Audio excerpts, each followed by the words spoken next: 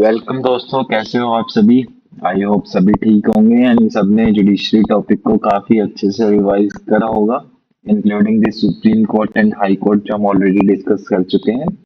And lower judiciary काफी सारे topics वो रिवाइज कर चुके होंगे एंड जो नहीं करी वो आज हम रिवाइज कर लेंगे क्वेश्चंस के थ्रू।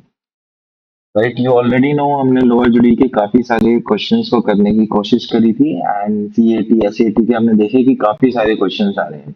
हमने देखा था ट्रिब्यूनल्स का फॉर्मेशन जो है वो कैसे हुआ, हमारे कॉन्स्टिट्यूशन के कौन से पार्ट में मेंशन है। लास्ट हमने फाइनेंस कमीशन के ऊपर भी काफी सारे क्वेश्चंस देखे थे। एग्जैक्टली फाइनेंस कमीशन है क्या, कितने मेंबर्स हैं, कौन से आर्टिकल में मेंशन है ट्रिब्यूनल से रिलेटेड, तो वो हमने सारी चीजें देखी थी। काफी सारे क्वेश्चंस हम कर चुके थे, लाइक आई गेस देखो काफी सारे क्वेश्चंस हो चुके हैं एंड टुडे हम स्टार्ट करेंगे क्वेश्चन नंबर 21 से। लास्ट क्वेश्चन जो हमने देखा था वो यही देखा था कि भाई सुप्रीम कोर्ट ने जो ट्रिब्यूनल्स का जो जजमेंट है उसको हाई कोर्ट में अपील करने से रिलेटेड जो बात कही है वो कौन से आर्टिकल में है, कौन से केस में कही है। तो हमने देखा था एल चंद्र कुमार की स्टार्टिंग से हम काफी बार इसको रेफर कर चुके हैं, 1997 में हुआ, तो बस उसी से रिलेटेड था। आई होप आपको सारी चीजें क्लियर होंगी एंड अगर क्लियर है तो आप कमेंट सेक्शन में थम्स अप कर सकते हैं। मूव ऑन करते हैं क्वेश्चन नंबर 121 से। ट्राई करेंगे मैक्सिमम नंबर ऑफ क्वेश्चंस को अटेम्प्ट करने की बिना टाइम को वेस्ट करें। With reference to tribunals in India, कब से हम सिर्फ ट्रिब्यूनल्स को ही देख रहे हैं तो आप सोच सकते हो कि ट्रिब्यूनल्स कितना ज्यादा इंपॉर्टेंट है। कंसीडर दी फॉलोइंग स्टेटमेंट, ठीक है जी, स्टेटमेंट्स को देखते हैं। सो स्टेटमेंट है हमारी,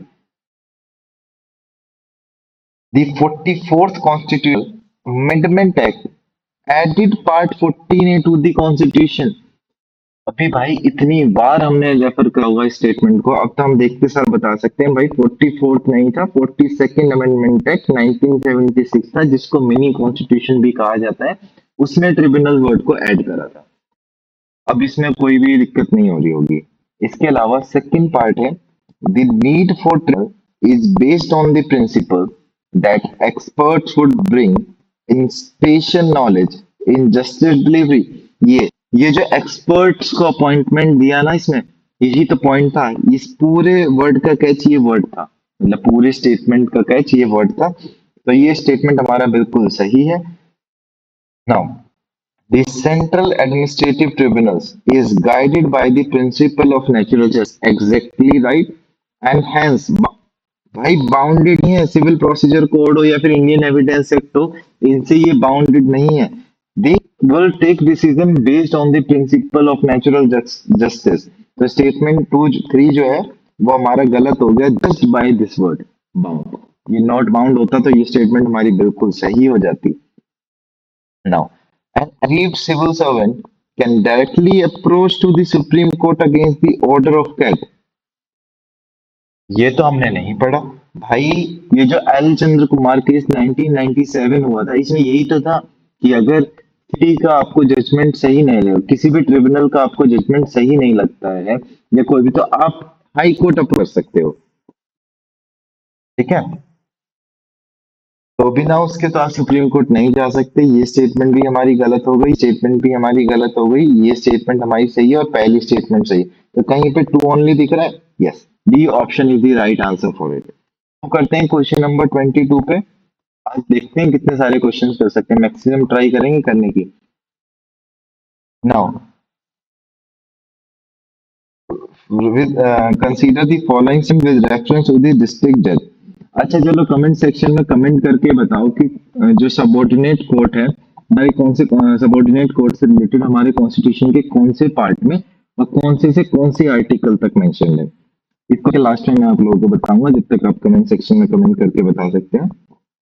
the appointment, posting and promotion of district judge in a state are made by Chief Justice of the concerned High Court। भाई मैंने तो सुना था कि उसको ये जितना भी अपॉइंटमेंट प्रमोशन से रिलेटेड सारी चीज जो है वो गवर्नर ऑफ स्टेट करते हैं, ना कि जस्टिस ऑफ हाई कोर्ट। तो ये स्टेटमेंट हो जाएगी हमारी गलत। A person to be appointed as a district judge should be recommended by the high court for appointment, yes, exactly। And the second point is he or she should not be in service of center।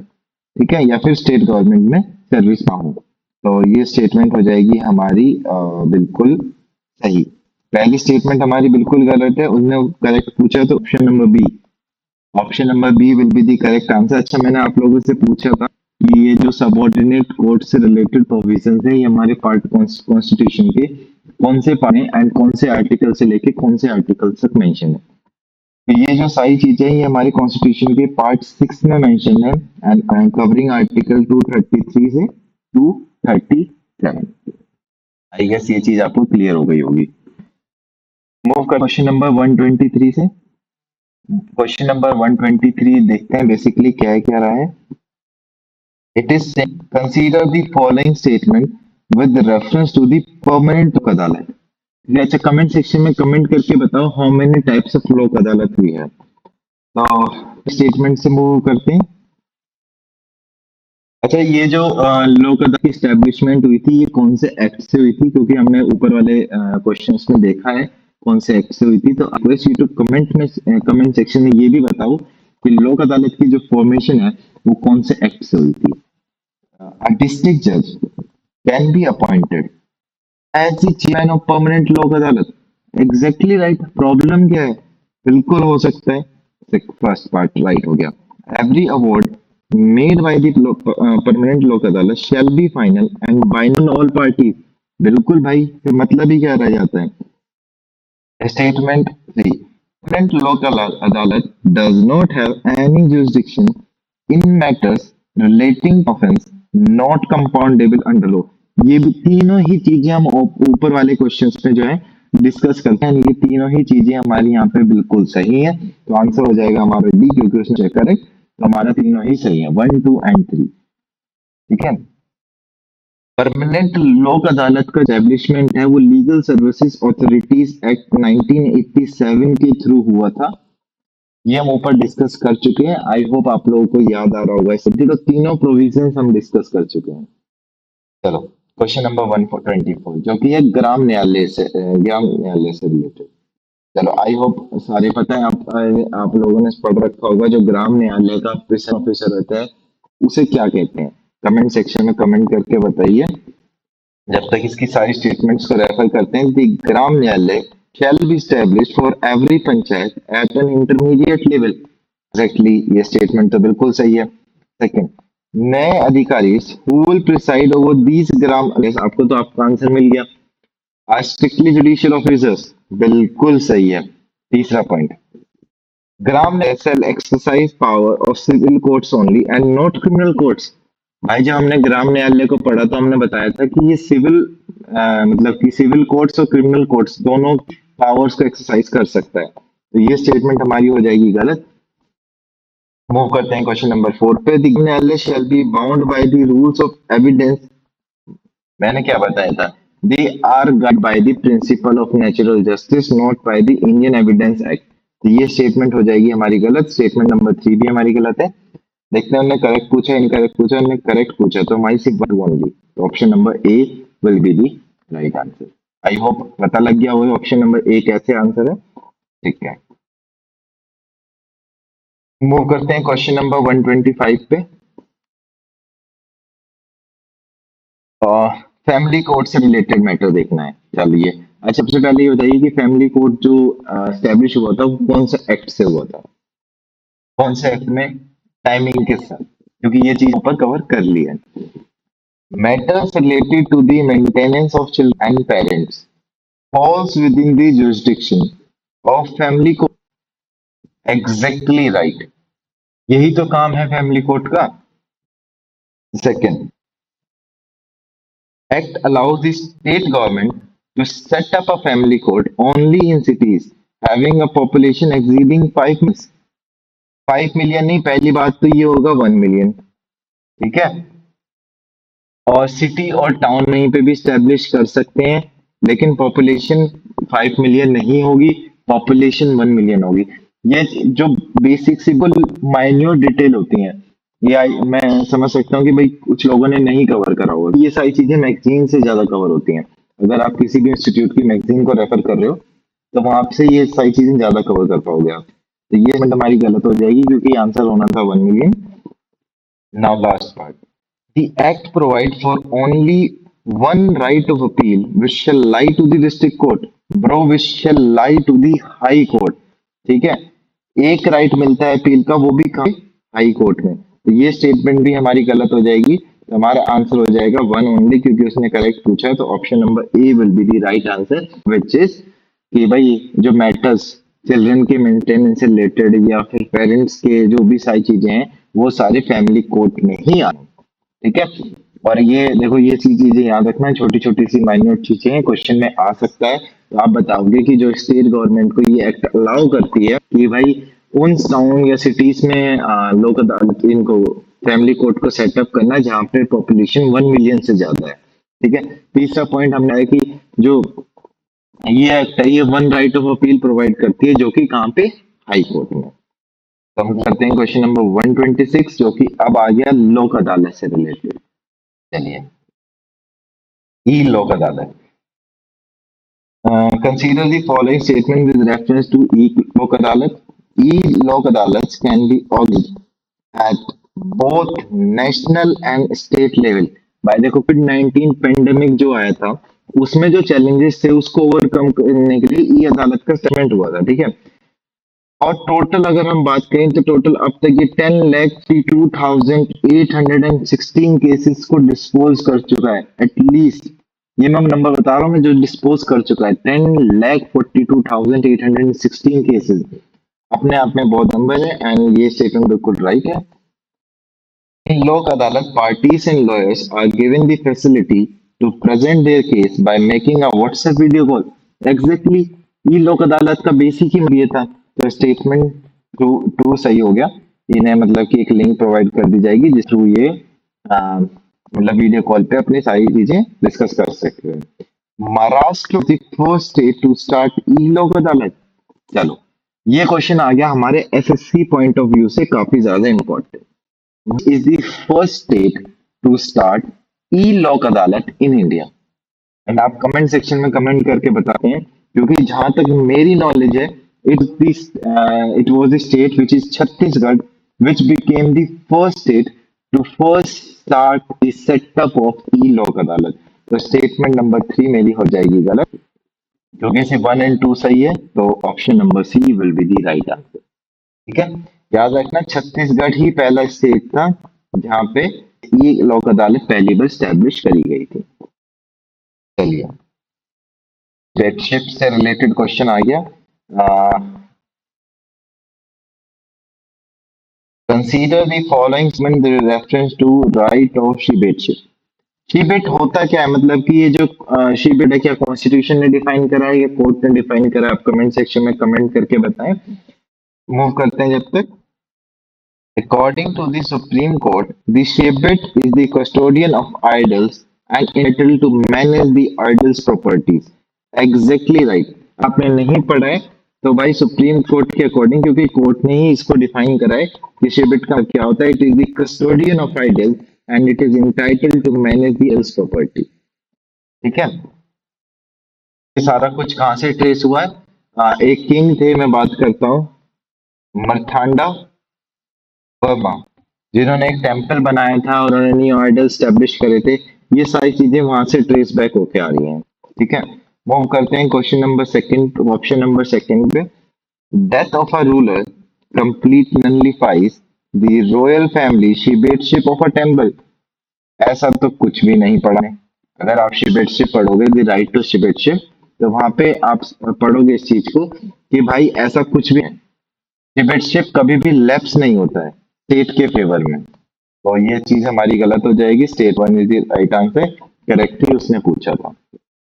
ये आप लोगों के लिए थोड़ी नई चीज सकती है अगर आपने किसी भी एज अ सोर्स को पढ़ा हो, क्योंकि ये सारी चीजें आप या तो सीए में देखोगे, ठीक है, या फिर आप कोई भी एक्स्ट्रा जब एफर्ट लोगे इधर उधर के मटेरियल्स में, तब आपको देखने को मिलेंगे। तो ये बेसिक सी चीजें अगर इसको पॉइंट ऑफ करके रख सकते जगह तो रख लेना, क्योंकि अगर यूपीएससी ने कभी भी डिमांड करा इस टाइप के क्वेश्चन की, आंसर कर पाओ।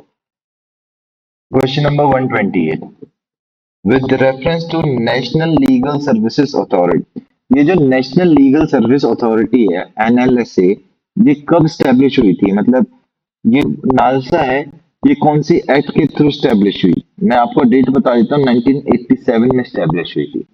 चलिए, its objective is to provide free and competent legal services to the weaker section of the society on the basis of equal opportunity। बिल्कुल सही बात है, इसीलिए तो NALSA का फॉर्मेशन हुआ था। Second, it issues guidelines for the state legal service authorities to implement the legal program and schemes throughout the country। Exact ये इसी का काम है। एनजीओ हो गया, फिर स्टेट लीगल अथॉरिटीज का काम हो गया ये, ठीक है। जुडिशरी मेड बाय द लोक अदालत is final and binding on parties. ये तो भाई बिल्कुल सही बात है, हमारे करेक्ट पूछा है, 1 and 2 and 3 is the right answer. Move करते हैं क्वेश्चन नंबर 129 पे। देखते हैं भाई 129 कहता है हम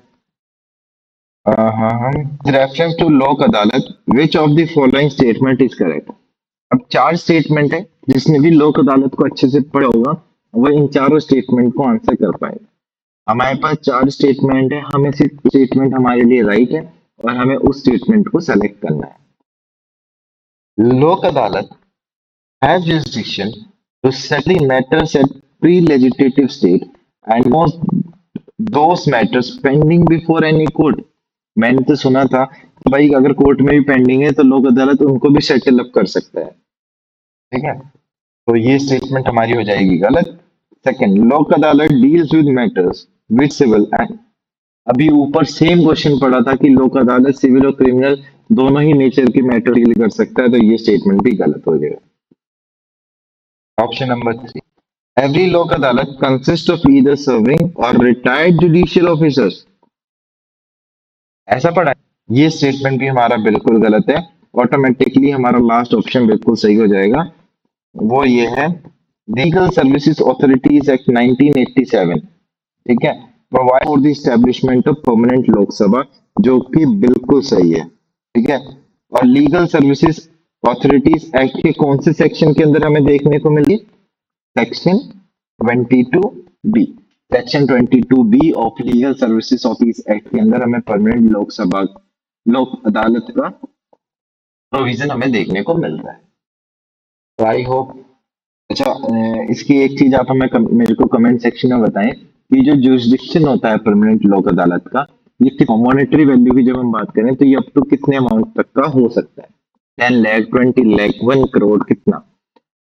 तो मूव करते हैं क्वेश्चन 130 पे एंड 131 से हमारा जुडिशियल एक्टिविज्म स्टार्ट हो जाएगा। आई होप आप लोगों ने पढ़ा होगा जुडिशियल एक्टिविज्म क्या होता है, सारा कुछ इसमें RTI, PIL इन सब से रिलेटेड बात करी जाएगी। तो मूव करते हैं क्वेश्चन नंबर 130। लास्ट क्वेश्चन है हमारी लोअर जुडिशरी का, क्वासी जुडिशियल बॉडी से रिलेटेड।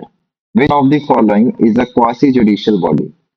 कॉम्पिटिशन कमीशन एक्ट कब बना था, मतलब कॉम्पिटिशन कमीशन ऑफ इंडिया कौन सी एक्ट के थ्रू बना था? कॉम्पिटिशन कमीशन है 2002 के, और ये रेगुलेटरी है, it has regulatory and quasi judicial body. तो ये स्टेटमेंट हमारी बिल्कुल सही है। मूव करते हैं सेकंड स्टेटमेंट पे।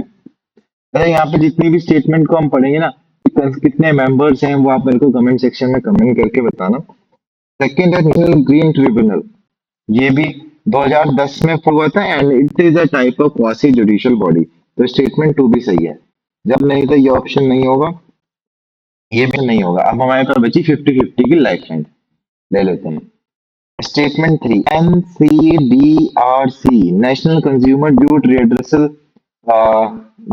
रियड्रेसल कमीशन, ये कब बना था? 1980 में बना था। ये कंज्यूमर प्रोटेक्शन एक्ट ऑफ 1986 के 1986 जो आई थी उसके बाद ये बना था 1988 में। तो ये स्टेटमेंट भी हमारा बिल्कुल है, it is a quasi judicial body. Last move कर लेते हैं, national commission for women. National commission for women एक statutory and quasi judicial body है। ये स्टेटमेंट भी हमारी बिल्कुल सही है। और ये कौन से एक्ट के थ्रू स्टैब्लिश हुआ था, ये लोग मेरे को बताओगे। तो स्टेटमेंट 1 भी हो जाएगा, हमारा ऑप्शन नंबर डी बिल्कुल सही होगा। तो आज हम इस सेशन को यहीं पर एंड करते हैं। जुडिशियल एक्टिविज्म से रिलेटेड हमारे जितने भी क्वेश्चन है अराउंड, अब तो क्वेश्चंस खत्म ही होने वाले हैं जजमेंट्स वाले पार्ट तक। कल ट्राई करते हैं कि जजमेंट्स तक सारे उसको कंप्लीट कर लें, कवर कर लें, एंड परसों लाइक अराउंड इन 2 क्लासेस में हम जो है पूरा जुडिशरी हमारा फिर से खत्म हो जाएगा। फिर हम पार्लियामेंट से स्टार्ट करेंगे जिसमें हम लोकसभा, राज्यसभा ये सब देखेंगे। तो आप नेक्स्ट सेशन से पहले आप पूरा जुडिशियल एक्टिविज्म एक बार देख लें, ताकि मैक्सिमम नंबर ऑफ क्वेश्चंस मेरे से पहले आप लोगों को पता हो with each and single cases. तो आई होप अगर आप लोगों को सेशन अच्छा लगा होगा तो आप कमेंट से कमेंट करके बताइए। अगर आप लोगों की कोई भी क्वेरी होगी तो आप कमेंट सेक्शन में कमेंट कर सकते हैं, ताकि उस क्वेरी पे एक्ट करें। तो thank you for listening, thank you for joining the Unipedia. Have a good day.